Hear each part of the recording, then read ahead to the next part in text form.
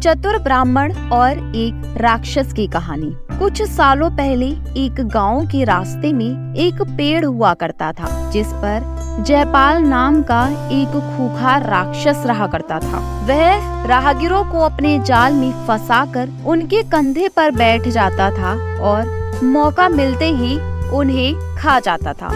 एक दिन एक ब्राह्मण उसी गांव में कथा कहने के लिए आए।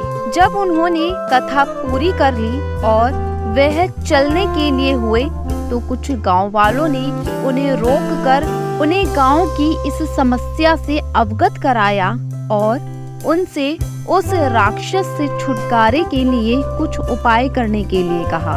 गांव के लोगों ने बताया कि यह राक्षस अधिकतर सुबह के समय अपना शिकार करता है। पहले तो वह अचानक से लोगों के कंधों पर बैठ जाता है, फिर वह उनसे पास के ही तालाब की तरफ चलने के लिए कहता है ताकि वह तालाब में स्नान कर सके। जो उसकी बात नहीं मानता वह उसे खा जाता है और जो उसकी बात मानकर उसे तालाब तक ले जाता है तो वह तालाब से वापस लौटते समय भी उसे खा जाता है। ब्राह्मण काफी चतुर, निडर और बुद्धिमान था। उसने तुरंत ही गांव वालों के साथ उस पेड़ के पास जाने का फैसला किया। जैसे ही ब्राह्मण पेड़ के पास पहुंचा, वैसे ही वह राक्षस उनके कंधों पर बैठ गया। ब्राह्मण के कंधों पर बैठते ही राक्षस ने उसे तालाब पर लेकर जाने के लिए कहा और बोला कि अगर वह ऐसा नहीं करेंगे तो वह उसको मार कर खा जाएंगे। ब्राह्मण चतुर था, उसने राक्षस की बात मान ली और उसके साथ जाने लगा। ब्राह्मण ने अपनी बातों से राक्षस का मन मोह लिया। कुछ दूर आगे जाने के बाद ब्राह्मण ने राक्षस से पूछा कि तुम तो इतने शक्तिशाली हो तो तुम खुद चलकर ही तालाब तक क्यों नहीं जाते?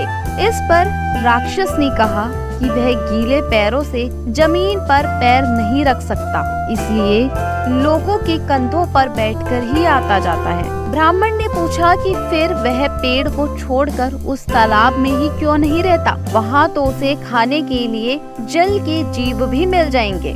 इस पर राक्षस फिर बोला कि तालाब में तो वह रोज बस अपने पाप धोने के लिए जाता है। अगर वह ज्यादा देर गीला रहेगा तो उसका शरीर गल जाएगा। बातें करते करते वह तालाब के पास पहुँच गए। वहाँ पहुँचते ही राक्षस ने ब्राह्मण से भी उसी के साथ रुकने के लिए कहा, नहीं तो जान से मारने की धमकी दी। अब ब्राह्मण के पास कोई चारा नहीं था, इसलिए वह भी वहीं रुक गया और राक्षस तब तक तालाब में स्नान करने के लिए चला गया।